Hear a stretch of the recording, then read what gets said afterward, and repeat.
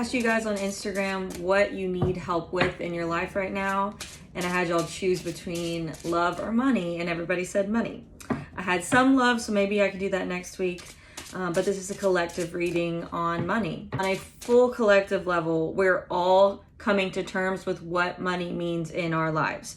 It's like we're completing a cycle of what we used to think about money and starting a new one. And for some people, this is good, and for some people, this is bad. I know this is going to sound annoying, but it literally all comes down to your mindset. And they're wanting to say here, like right off, about how you see your worth. So just for an example, like if your best friend, let's say your best friend or someone that means a lot to you is right in front of you and they have $0 in their bank account, would that make you love them any less? Or would that make you pity them? What would that make you feel towards that person? They're showing how money is wrapped up so much in judgment and shame, and we amount our worth to it. But when you think about it, we come into this world as a baby with no money to our name, okay? We come in just this pure soul.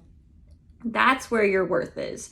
Your worth does not lie in something else. So they're wanting you to be aware of where you judge and shame when it comes to money, yourself and other people, because that's where you're blocking it from coming in. That's where your attachment is. The less attachment that you have, and I know guys, I know how annoying that sounds, because it's like, how can I not be attached to it? I have bills to pay. I get that. But I can just tell you what I'm seeing. They're talking about manipulation, because a lot of you may judge people and think, okay, because this is my charmer card, okay? So it's like, I judge people who have money, they manipulate to get money, or they charm people to get money. And yes, even me, I'm like, okay, billionaires, shouldn't billionaires be illegal? Like, okay, but y'all judge people, even not billionaires. We're not even talking about them. You judge people that just have like a normal living lifestyle because it's your own projection onto them. And it's funny, it's kind of like it feels kind of joking, because they're like, you think that they have to manipulate when you do have to manipulate the system in a way in order to get the amounts of money that you want, but not in a malicious way. Like, I don't really like the word manipulation, but that's how they're showing it. It's like, in order for people to get the amount of money they want, sometimes there is some manipulating to the system that you have to do. And that doesn't mean that you're always treating people badly when you do that. That's not what they're saying. But it's kind of, the age-old thing of like getting out of the matrix, or like changing the way that you look at society as a whole. When I say that like new cycle when it comes to money, I think it's also because a lot of us are seeing like the reality, especially I see it all the time on TikTok, especially in the US. Like, people are starting to be like, okay, what does money even mean to me? And does that even create happiness in my life at the end of the day? Some of you are going to start feeling hopeful when it comes to money, because again, it goes back to that self-worth. Once you stop like thinking that who you are as a person is equivalent to the amount of money that you make, that's actually when money starts to not like be blocked as much, as when you realize that your self-worth is outside of that. Because I see some people are going to start being more hopeful, and that's good. Now, that doesn't mean it might be darkest before the dawn before you start feeling more hopeful about money, but sometimes you have to have those moments. Again, y'all going into where is my judgment and shame when it comes to money, and forgiving yourself for that. Because a lot of us, I can see it here, a lot of us picked it up from our parents. I see, and it's something about love too, like a lot of you, and this is where you can also use this as a mirror, a lot of you may judge your significant other on the way that they accumulate money, or if they're not making enough money, the way that you judge them is the way that you judge yourself. That's good. So look at people that you've dated in the past, people that you're with now, the way that you judge them when it comes to money, that is your block. Those are your blocks. So look at that. I see a lot of masculine energy, and people do speak of money in a masculine way, and I can't help but see it here, because a lot of us, and this will be like how we grow up, like the inner child part of this, it would be connected to the masculine energies in your life. Especially the people who are seeing this video. I can't say that's how it is for everybody, but there's a reason I'm saying it on this video. So the way that you saw masculine energies in your life pull in money and their money beliefs, you took a lot of that in. So try to see where that comes up. Okay, so that's how it was when you were younger. And then you grew up and you kind of felt alone when it came to talking about money. What does everybody do when it comes to money? And that's what's good about this new generation. I think people are going to stop being so secretive about things and just be talking about it. Like, everybody in the society that we live in has to make money in some type of way. So that's something that we're all collectively going through. So we all need to have an open conversation about it. Like, I see, and that's where the judgment and shame comes from, because we've had to be so quiet and alone through our financial journeys. And I see us getting out of that. And if you don't feel like you're doing that, you need to. You need to stop being so secretive and holding it in and needing to talk to other people about it. Now, it could also being honest with yourself about money. I saw this the other day. I can't remember who I saw talk about it, but they were talking about how if you feel scared to look at your bank account, there's your block right there, because that means that you're letting money control you and you're letting it dominate your life instead of you taking control over it.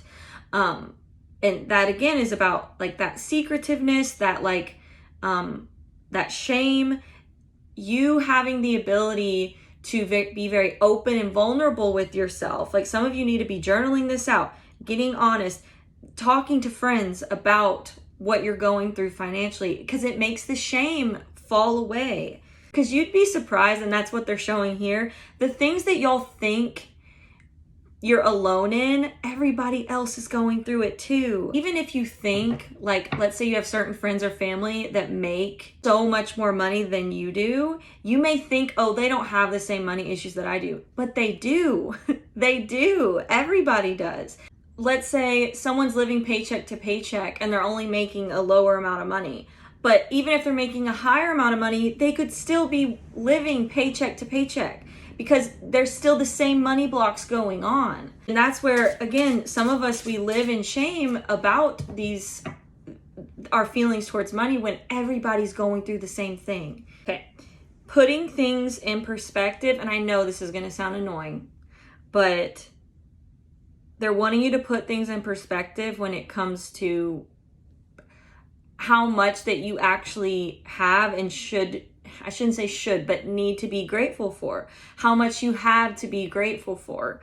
And that doesn't mean you can still ask for more. Of course, it's your birthright to want to feel like you have more than enough. But they're asking you truthfully, do you have what you need right now? And you like being grateful in that.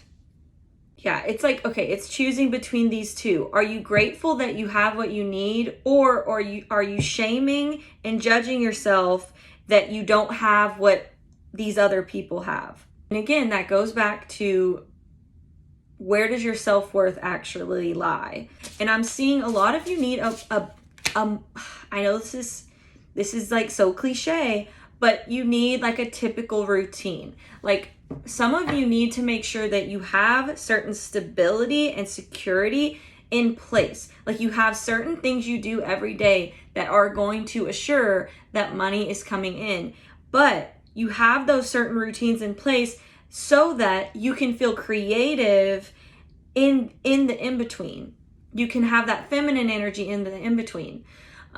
So that could even mean if you're someone that you have your own business, that you may have a steady stream of income that comes in, that you know for sure it's coming in, so that you can be free in the in-between space, so that you have that steady flow coming in, so you don't even have to worry. You don't have to be in survival mode, so that you can kind of relax and create more money on the side.